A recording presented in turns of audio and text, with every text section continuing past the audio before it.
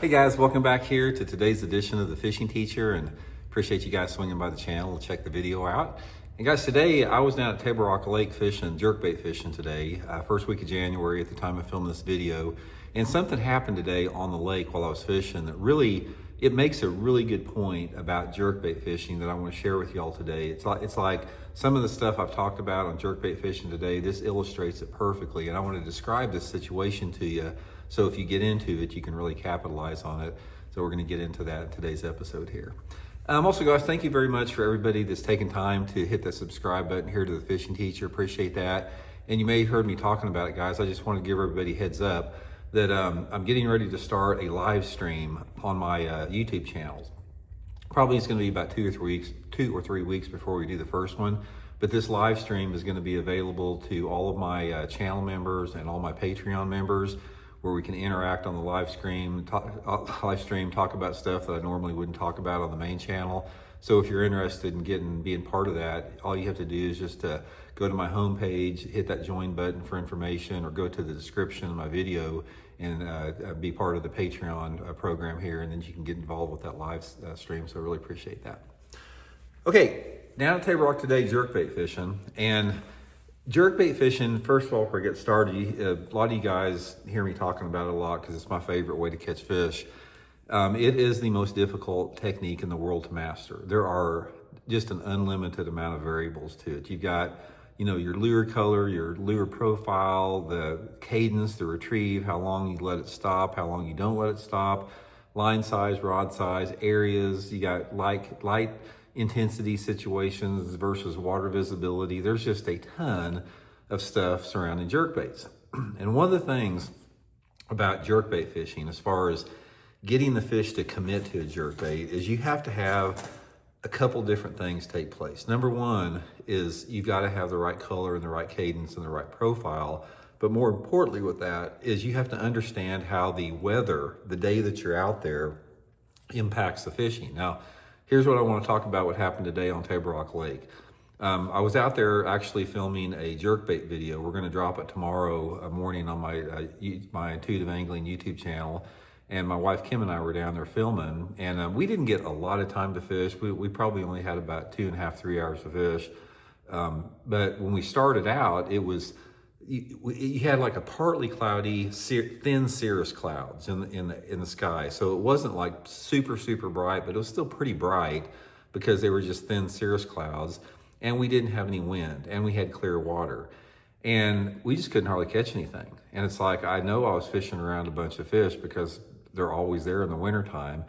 And then all of a sudden, about probably, I'm gonna guess it was 2 o'clock this afternoon, the wind picked up just a little bit. It picked up enough to like ripple the water. And then also those cirrus clouds got thicker and the whole sky became overcast. So in a period of about 30 or 45 minutes, we went from like super bright light intensity and no wind to lower light intensity with a little bit of breeze on the water, and immediately started catching them. And we caught 3 really nice fish like the last hour of the day before we had to head back and get with Elijah. But the point I want to make in here is when you're jerkbait fishing, the weather pattern in terms of the light intensity and the wind and the water clarity all are super critical. Because here's what you have to remember. It's like, if I would have went out there today and known what the weather was going to be exactly, I would have not went to a clear water part of the lake because of the light intensity and no wind. I would have went probably, find a little bit more off-colored water.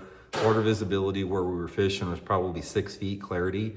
I would have probably tried to find some place that had about 3 foot of clarity because of the no wind and the low light conditions. So I am convinced without any doubt, that when we were fishing those places earlier, prior to when the wind came up and it got a little bit cloudier, that those fish were looking at this bait. And what happens, this is what you have to remember.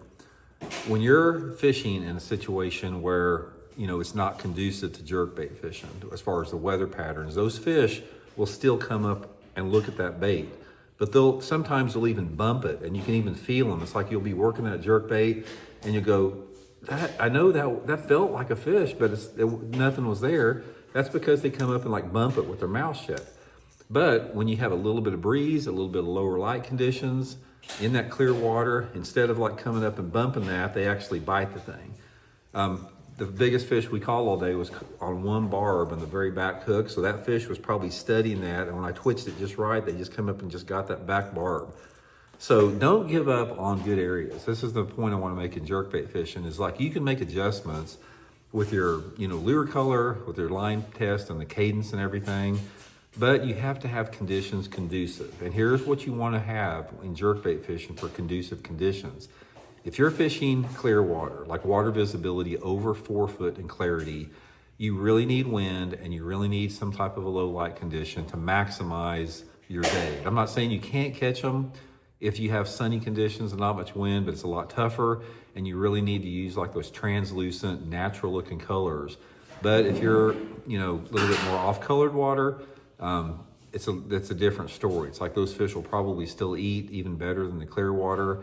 And a lot of times the clouds in off-colored water acts as a detriment. So there's a lot of variables in terms of specific light intensities that are correlated with your water clarity. It's a pretty complicated, system, because let's say, for example, you've got on one end of the spectrum, you got 2 foot of clarity and 45-degree water. And then on the other end, you've got, 10 foot of water visibility and 55 or 60-degree water. And then everything else in between. Those extremities are going to dictate different colors, different trees, different cadences, the length that you pause the bait or not.